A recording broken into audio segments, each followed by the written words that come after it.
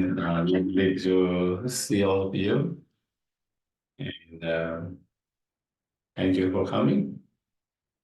Again, we'll start like as usual with the mindfulness breathing exercise. Watching your breath mindfully, observing, watching, and being aware as you breathe in and out.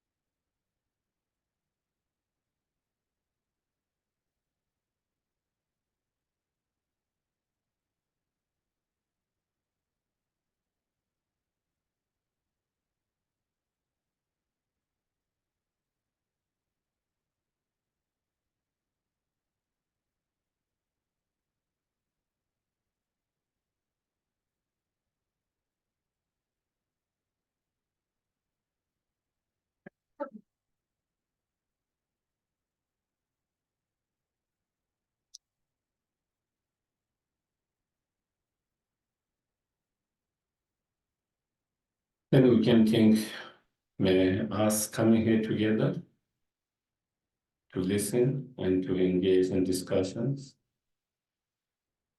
reflection, contemplations. All these become cause and conditions to transform our mind, our heart,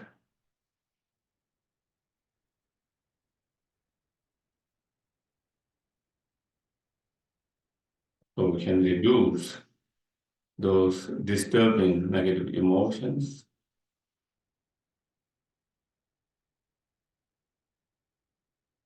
and increase and improve those positive state of mind,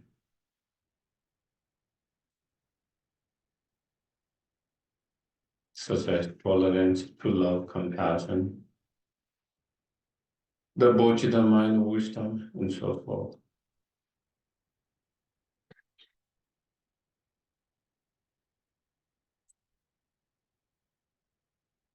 And may it be cause and conditions,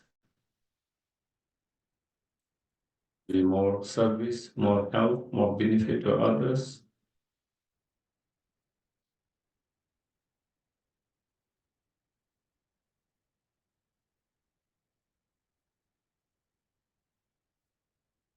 May it be cause and condition to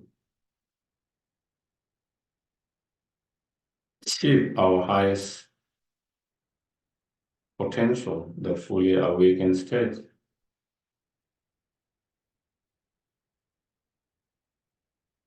So we can be not only help and benefit, but greatest help and benefit, and not only for few, but for all sentient beings.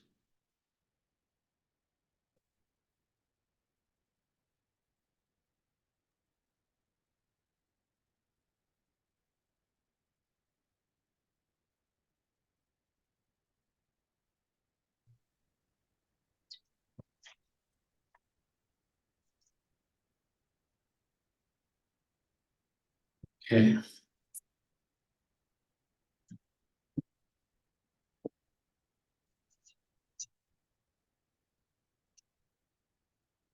Our opening prayer will be the praise to Shakyamuni Buddha, 3 times in English. To the founder, the endowed, the one who be the bonus, the complete, effective, fully communicating, in knowledge and Suda. To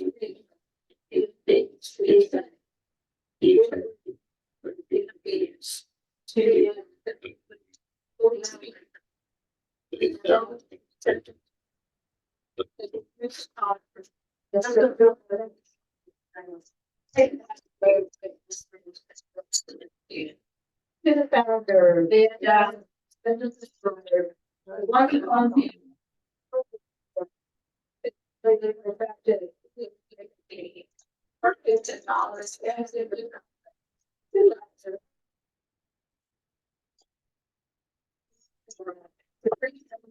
is.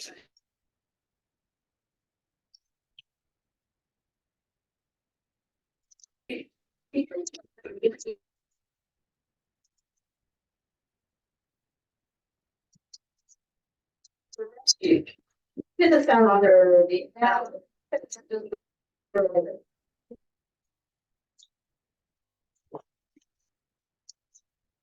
beyond the bookstore, the completely perfected.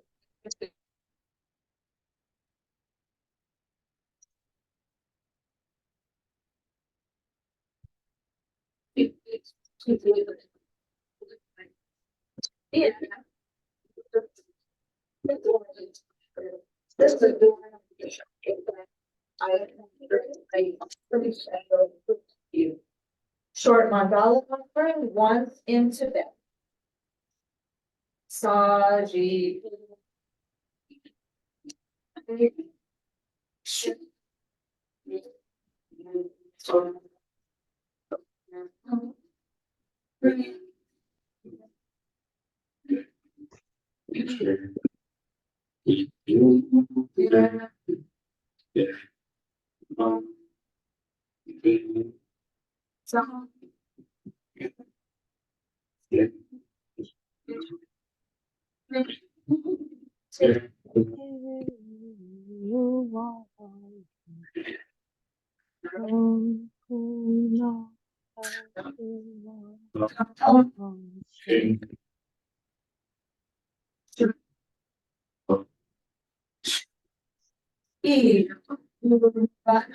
No, mandala come near Taiwan. On the next page, we'll do refuge and bodhicitta, once in English, twice in Tibetan. I go for refuge until Refuge to tell enlightenment to the Buddha, the Dharma, and the Supreme Assembly. I On the merits of listening to the Dharma, I become a Buddha in order to benefit all sentient beings. Sangye, Sangye Chokan Soki Namo Jamju Bardu Dami Katsuchi Kagi Cholenge Peso Namgi Sola Pincher Sangye Pasho Sangye Chokan Soki Namo Jamju Bardu Dami Katsuchi Kagi Cholenge Peso Namgi Sola Pincher Sangye Pasho.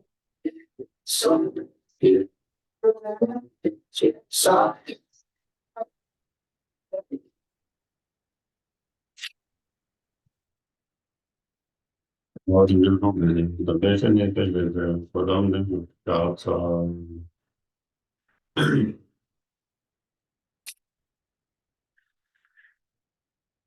so we just kind of started with this particular subjects known as thought transformation or mind training, Lojong. And within that subjects, there are many different writings written by different authors, different masters, teachers, and we have been using one particular It's called 8 Verses of Mind Training.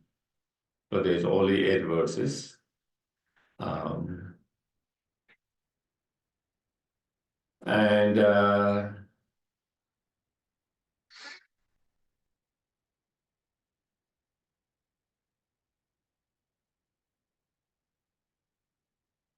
so there's only 8 verses, and we just finished the 2 first verses.